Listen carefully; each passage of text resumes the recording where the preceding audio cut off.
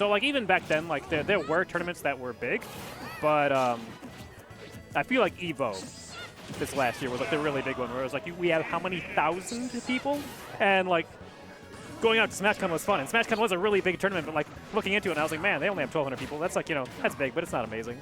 And like going back and like re-going through that logic, I was like, they have 1,200 people, and this doesn't like blow my mind. Kind of intense.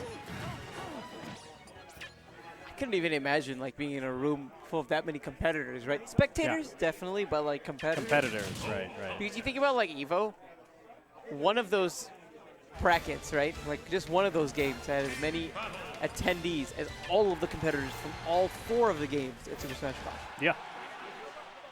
Crazy. Crazy. You know what that means? SmashCon needs to get bigger. I'm sure it will. SmashCon was such a great experience. I can't see anything but bigger. I don't see anybody really like. I don't think anybody like went to that event and had like a bad time. To be honest, it was great. Anyways, enough about SmashCon. Talk about some Shockwave doubles action, courtesy of Karna and Denti, scoring off now against Xanzy and Gibus. Xanzy and Gibus, they did 2-0 their last opponents, but it was a lot closer than either one of us could have really predicted. They're definitely gonna have to clean things up if they hope to stand a chance against this team. Yeah, Karna rocking the Cloud, a character that he has been playing with a lot in teams. Very nice angle, very good positioning on that down air to make sure he catches him after the back throw. Yeah, and Denti has played a lot of Luigi, so he'll definitely comfortable pick on his end. This is a pretty good team. Luigi can struggle sometimes in teams depending on who he's playing against, but like the big problem character that I've seen is like Rosalina. Since she does so good against Luigi, she does such a good job walling him out. He doesn't really like have great combo strings on her. Side B is just barely going to take that stock. So 2 quick stocks gone for Gibus, but right now he's powered up. Having 3 stocks on deck compared to everybody else on the screen. A little bit of misspacing on the dash attack. Xanzy catching his partner after that shield trap. Good damage from the side B. Karna maintaining that center stage presence. No tech from Denti. Unfortunate. Yeah. Gibus. And then Gibus zipping to the other side of the stage to grab the ledge. Lucario's a covering man. Sometimes it's pretty nutty. Yeah, I mean, he grabbed the ledge, just not the one just anyone was expecting. This one is on the completely other side of the screen. And of course, again, in this sort of position, very important for Xanzy to hold onto his stock as long as possible.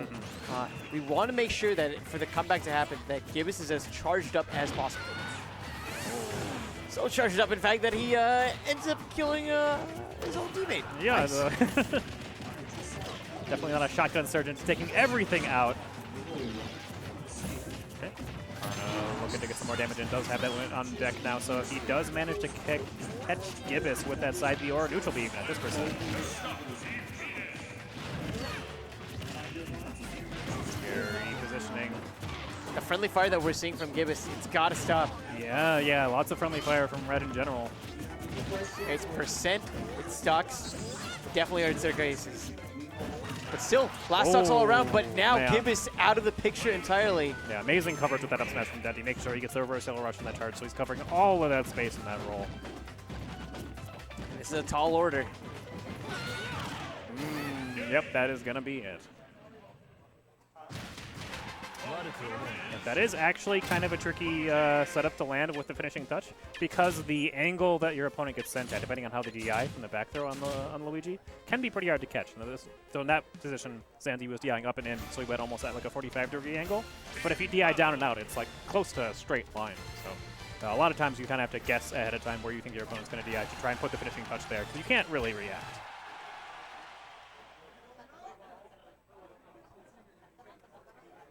Going into game 2, going to be going to Gamer on the FD version. One of Gibus' favorite stages. It's definitely a solid pick. I don't really know how well Kirby does on platform stages in general, to be honest. I feel like he may prefer some of these more grounded layouts. Possibly.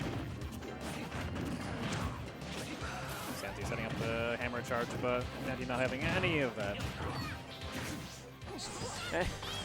Gibus very clutch with the air dodge. Yeah. And beyond that, just waiting, clinging to the wall, waiting for Karna's attack to go through so he could get the punish afterwards. Yeah, and that is one of the reasons why Gibus likes these stages, is since it gives him the option of wall clinging, that can really delay.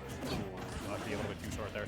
Could really delay his get up from the ledge, which is honestly one of the best ways to get your opponent to slip through their pressure at the ledge. If they don't know when you're going to be coming up through, then it can be very, very difficult to put an attack out ahead of time and to intercept your movement. Is he adapting to this? You saw him throw 2 down smashes, ensuring that he'd be able to get Gibus whenever he caught him the second time.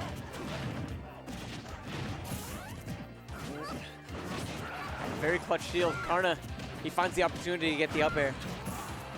The damage is nice, but against Lucario, it's very scary. So fortunate they're able to get the limit broken blade beam to steal the stock.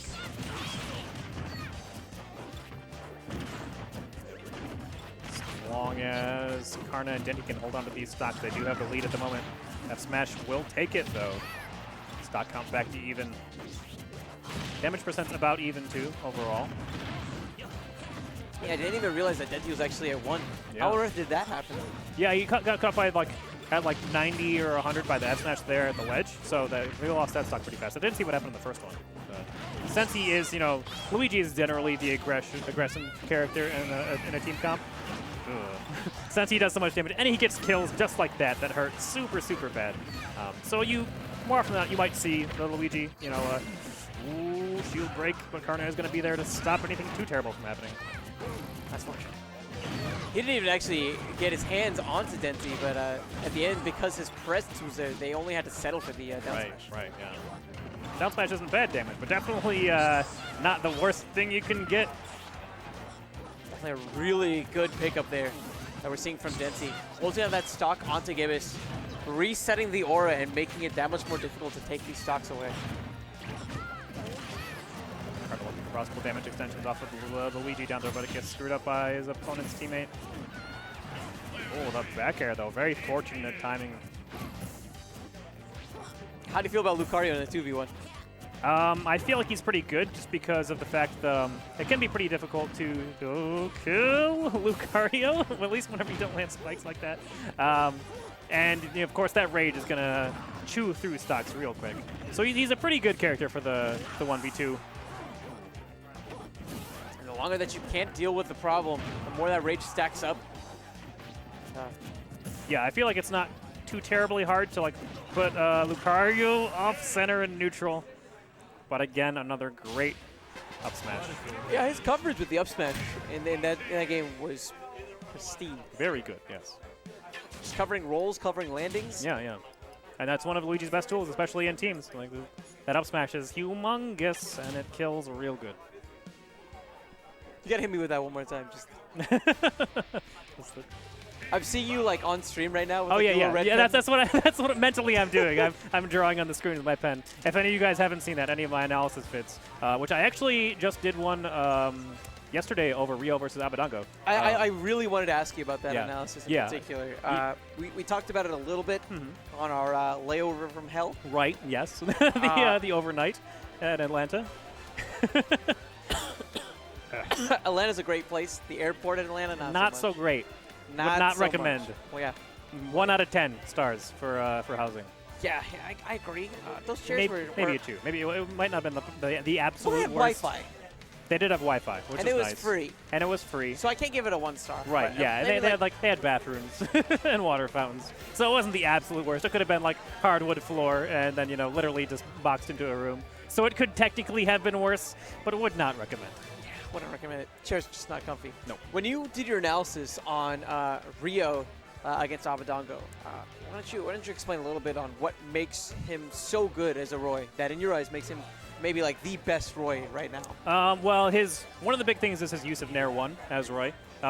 He does it in an interesting way. So you guys, I'm sure anyone who's watched Rio versus Abadango, he gets a lot of conversions off of Nair 1 into things. Even at kill percent, you can get Nair 1 into up tilt or F tilt or up smash. Or you can do at certain percents and against DI that's not optimal, you can get Nair 1 jab up B. And that can work at kill percents if your opponent doesn't DI away on the jab. But he does the nairs in a really interesting way where he uses tilt stick and he uses the 45-degree angle press on the C stick to get a nair instead of using the A button. And the reason why this is so much better is because how the game treats fast falling in this game. If you fast fall and then do an aerial, the game checks to see if you're still holding down to fast fall. And if you're no longer holding down, then you actually stop fast falling. So you can be like falling fast and then falling regular speed again. And you can fast fall again afterwards, but you lose so much time in that small period of time where, like, if you're falling with a neutral air, you stop fast falling and then like manually fast fall again. The conversion becomes much less safe and much less true into whatever you're falling up into. So the fact that you can be holding down and hit the nair stick, if you will, to make sure that you're like doing a short hop fast fall and then always fast falling when you're coming down with the neutral air makes it much, much, much cleaner and much safer and much better in general. So that is one of the big